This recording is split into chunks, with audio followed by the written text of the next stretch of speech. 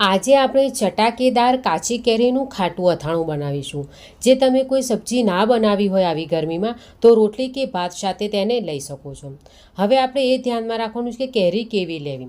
તો તમારે કાચી કેરી લેવાની છે, જેમાં તમે તોતા કેરી કે રાજાપુરી કેરી લઈ શકો છો। એ સિવાય પણ નાની કાચી કેરી આવે છે, તેનું પણ અથાણું સારું બનશે। હવે ચૂઝ કરવાની છે કે તેમાં કોઈ ડાઘા ના હોય અને પાકી ના હોય, એકદમ કાચી કેરી આપણે લેવાની છે। પછી એને આ રીતે એના છિલકા નીકાળી દઈશું અને તેના આપણે આ રીતે બહાર જ એના કટકા કરાવી લઈશું। કટકા કરાવીને ઘરે લાવીને ચેક કરીશું કે કોઈ બગડેલો ભાગ ના હોય, સડેલો ના હોય, તેને ક્લીન કરીશું।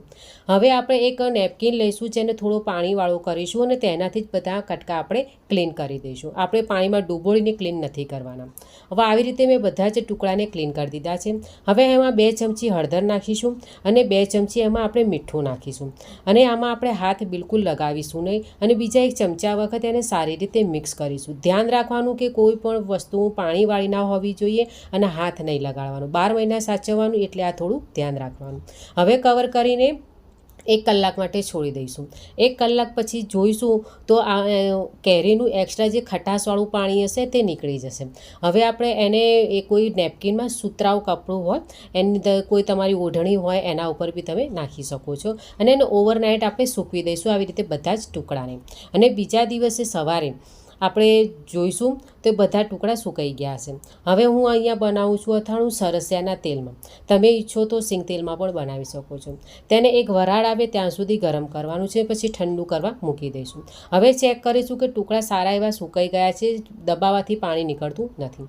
હવે મસાલા નાખીશું। એમાં સૌથી પહેલાં મેં ધાણાના કૂરિયા નાખ્યા છે, પછી રાઈના કૂરિયા, પછી મેથીના કૂરિયા, બધાના મસાલા એડ કરીશું। પછી 1 વાટકી જેટલી અહીંયા મેં વરિયાળી લીધી છે એ નાખીશું। 1 વાટકી જેટલું લાલ મરચું નાખીશું। હવે ઠંડુ કરવા મૂકેલું જે સરસ્યું હતું એ બધું એડ કરી દઈશું। મસાલો અને તેલ તમે તમારા ટેસ્ટ પ્રમાણે નાખી શકો છો, વધારે ઓછું કરી શકો છો। હવે બધું સારી રીતે મિક્સ કરવાનું છે।